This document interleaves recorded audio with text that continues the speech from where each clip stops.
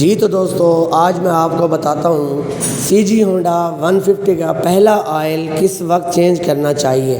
دوستو یہ بائک چلی ہوئی ہے 645 کلومیٹر، تو دوستو اس کا آئل چینج کرنا تھا 500 کلومیٹر پر۔ خیر کوئی بات نہیں، ایک بات آپ کو میں اور بھی بتاتا چلوں، جو 125 ہے اس کا جو آئل کا نٹ ہوتا ہے وہ ہوتا ہے 24 mm کا، اور یہ جو 150 ہے اس کا جو بولٹ ہے وہ ہے 12 mm کا۔ تو دوستو اس کا سٹائل آئل چینج کرنے کا 125 سے تھوڑا مختلف ہے۔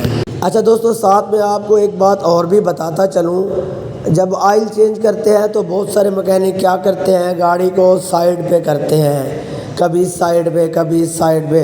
تو دوستو آپ نے ایسا بالکل نہیں کرنا، ایسا کرنا نقصان ہے۔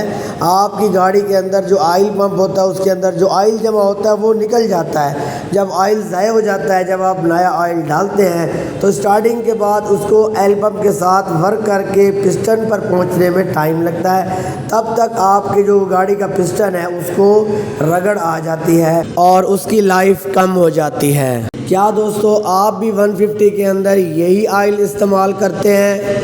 اگر کرتے ہیں تو آپ نے ایسا نہیں کرنا۔ دوستو کمپنی نے اس کے لیے جو آئل لانچ کیا ہے وہ ہے 1030 انجن آئل، ایٹلس ہونڈا 1030 کا ہی استعمال کرنا ہے آپ نے۔ دوستو یہ آئل آپ کے انجن کو پروموٹ کرتا ہے۔ دوستو کمپنی نے جو نیا ماڈل ڈیزائن کیا ہے اس کے اندر جو کمپنی نے آئل دیا ہے، کمپنی نے اس کے اندر 1030 کا آئل ہی منتخب کیا ہے۔